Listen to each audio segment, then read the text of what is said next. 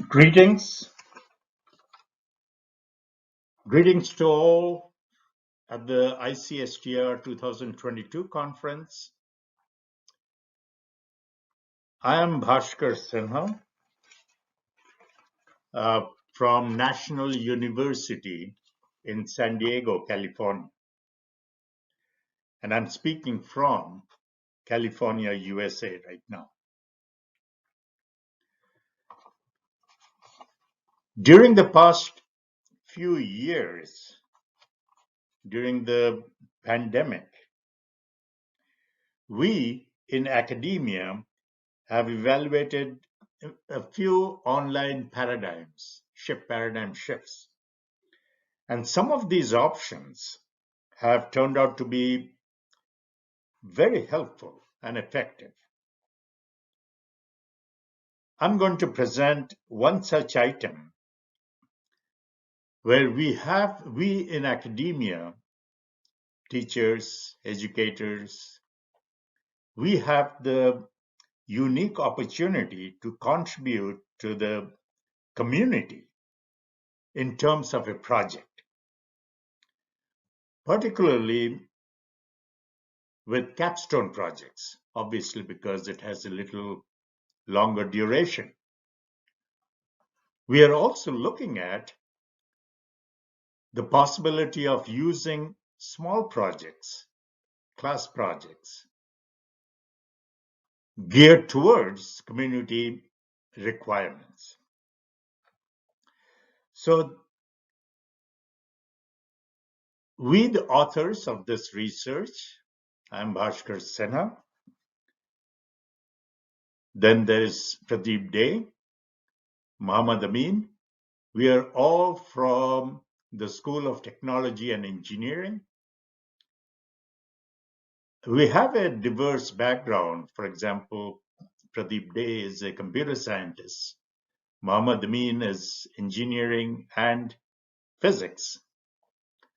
I'm from the engineering background and business background. So we have the required diverse educational background, and we have been teaching here for quite a few years. So, and we are involved quite heavily with, as we said, with research in teaching, especially in the online paradigm. So with that, our National University is a 50+ years of academic institution. After the COVID, or during the COVID actually, we have been transitioning to a semi-online paradigm. I say semi because there are certain courses, there are certain requirements where we do have to meet at least for a few times on site. But more or less, we are looking at online educational system. And because of this, we are constantly evaluating technical enhancements, especially in our area, to figure out creating a much better, improved learning experience for our students. And examples of that are artificial intelligence, how we can use artificial intelligence in teaching. We are also looking at the cloud infrastructure. And that is the one I'm going to present and discuss a little more detail. So with that, let's go to the agenda. This is what our plan is in this short presentation. We will go over what the RVID essentially is, Rapid Virtual Infrastructure Development. We'll touch base on the basic difference between basic transition from the traditional hardware infrastructure to the virtual environment. Very quickly, we'll go through the main platforms, that is the AWS, the Google, and the Microsoft.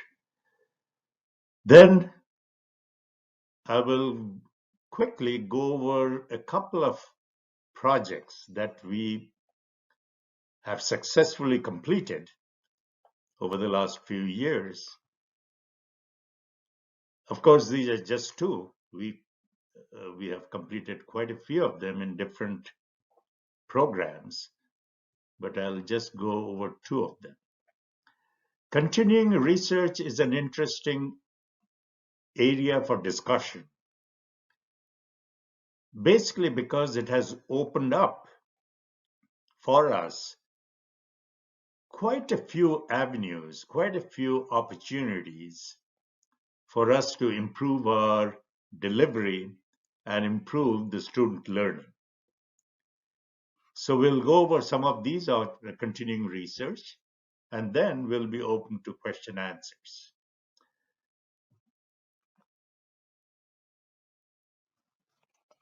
So what is the rapid virtual infrastructure development?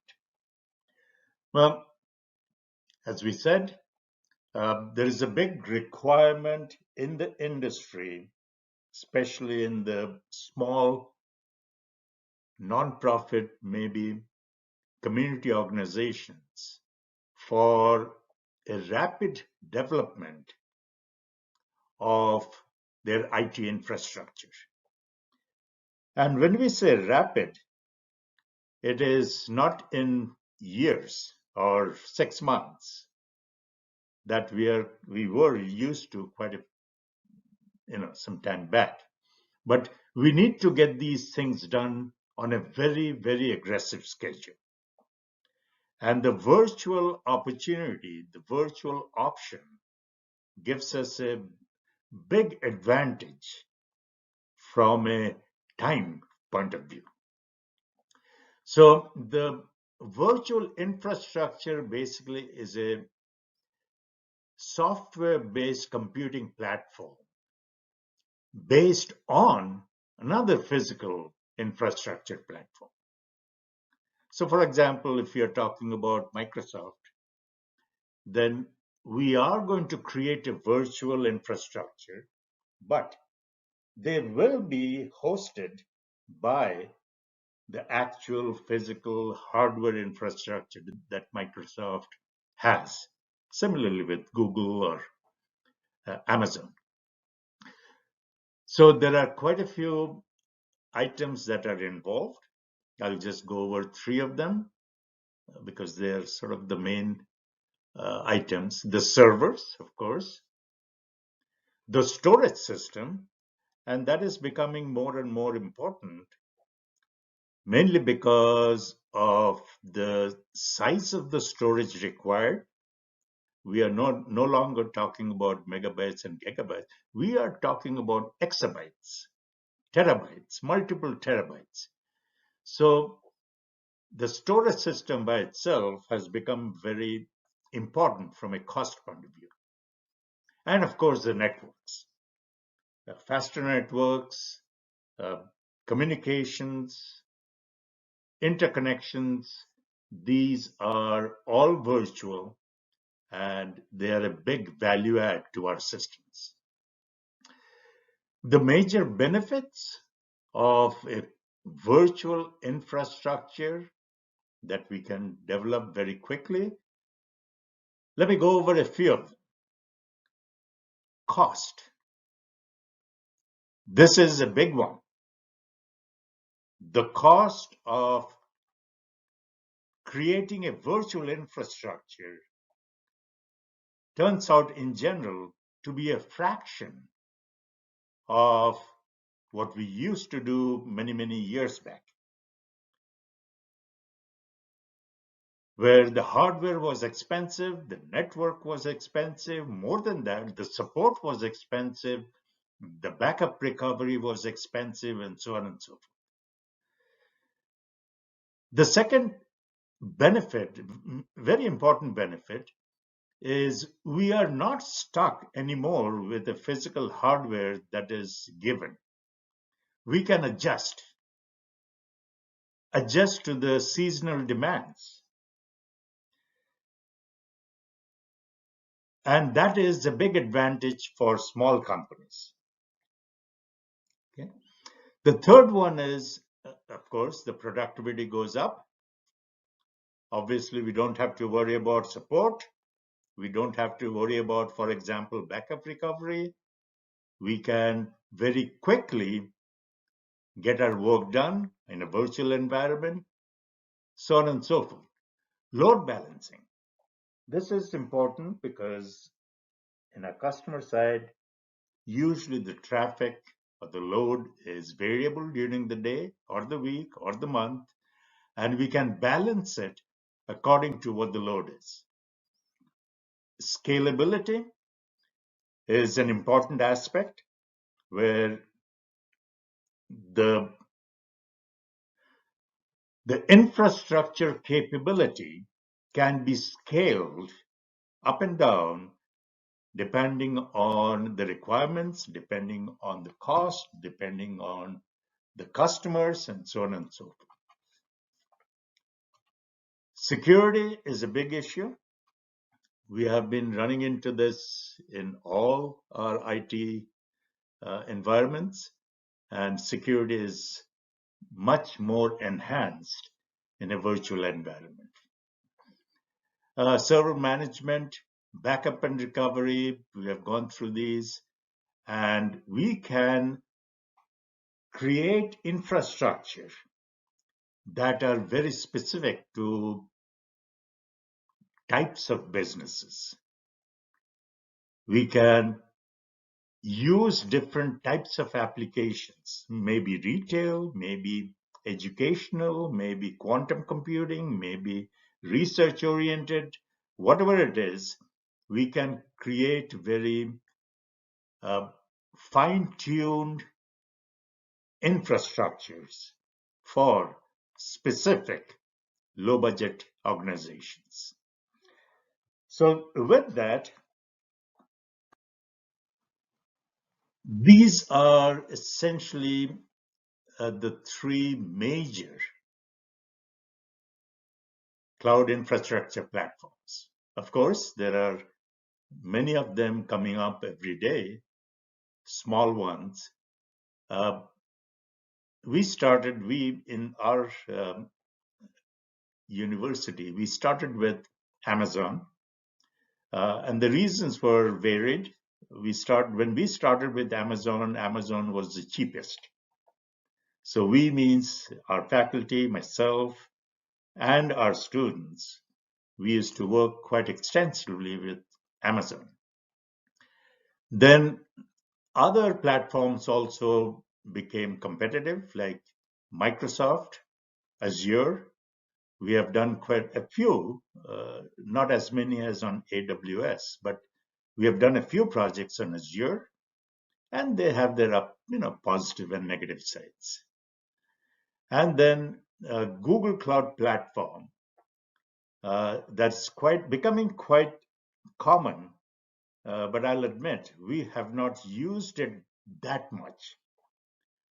I've been involved with one project on GCP, but I can see the use going up as we go forward. So these are the platforms, and of course we always look at all the other platforms also that are available, especially in our environment from a cost point of view. Our projects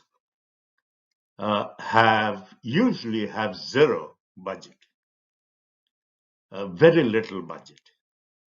So we are always sensitive to the cost aspect of these projects. Now, the virtual infrastructure architecture, we can go over the basic blocks, basic building blocks.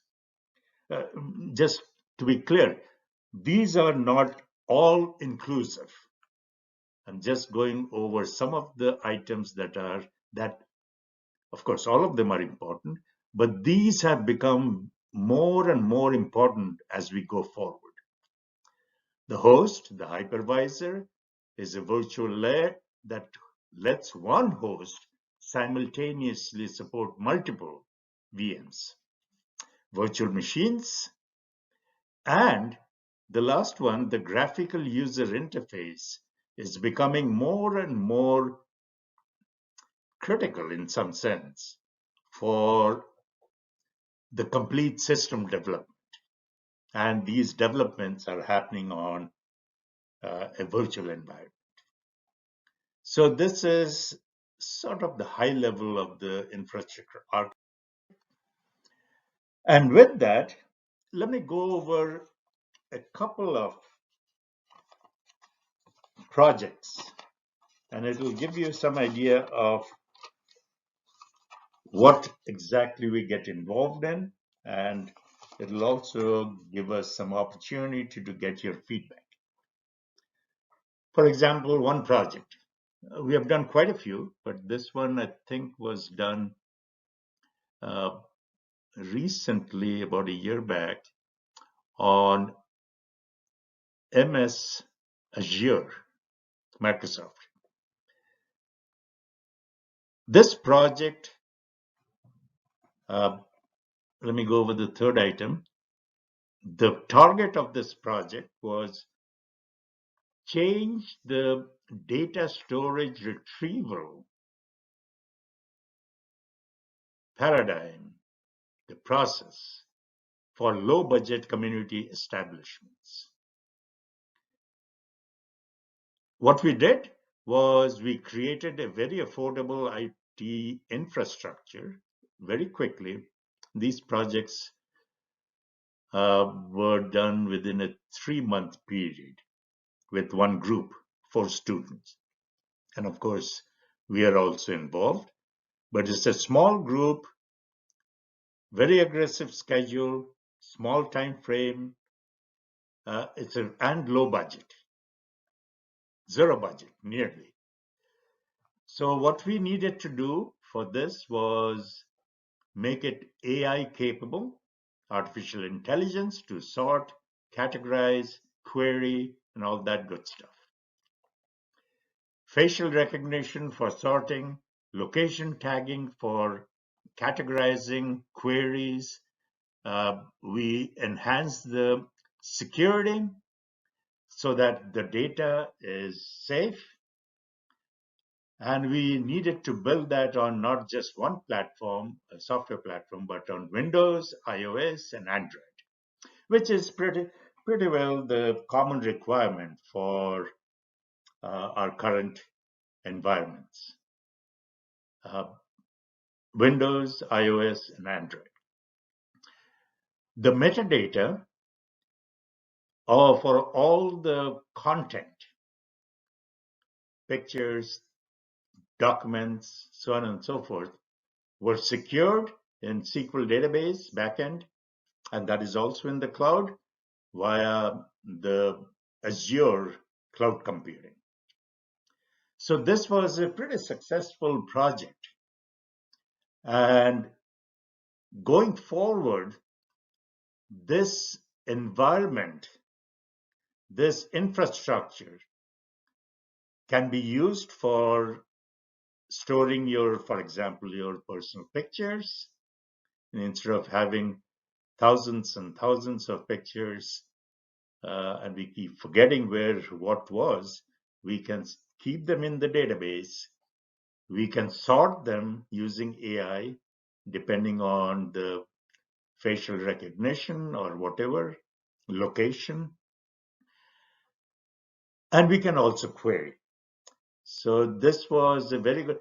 Now, the other areas this project has been evaluated is storing documents. We usually land up with a huge amount of documents and we lose track of where is what. So this platform with AI capability using the cloud is very useful for those kind of environments. Project 2, and I'm running out of time, so I'll make it quick. I'm just looking at the time here. Yep. Project 2 is a nonprofit service that we created. For example, a church, it was a community church.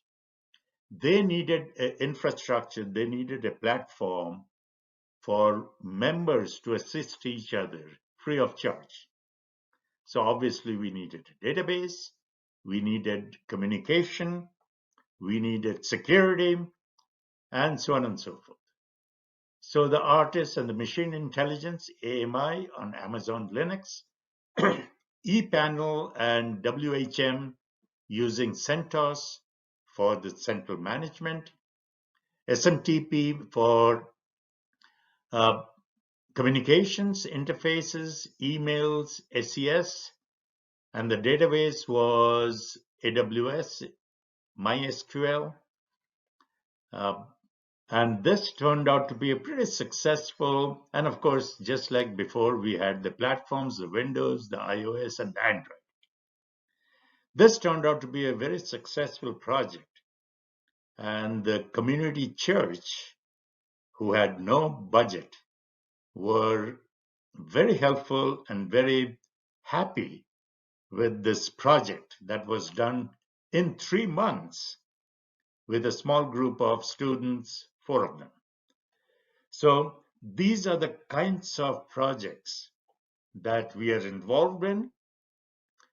They are all based on new technologies, platforms, and creating these virtual infrastructures instead of actually buying the hardware and infrastructure. In academia, we are looking at not only technical programs, but also business. In technical area, we are looking at engineering, computer science, information systems, ITM, and cyber. Cyber is taking a very big focus because of the kinds of things we can do in a virtual environment as far as security goes. We can also do it in hardware, but they are relatively very expensive. RVID applications in business, data analytics, and engineering management. Those are the 3 areas we are evaluating different projects. We are looking at how to collaborate better with the industry, and we are looking at where to focus on during the project design cycle. Now, this one is important because this is a continuing research. The whole area of RVID is growing at about 15% compound annual growth rate, which is significant.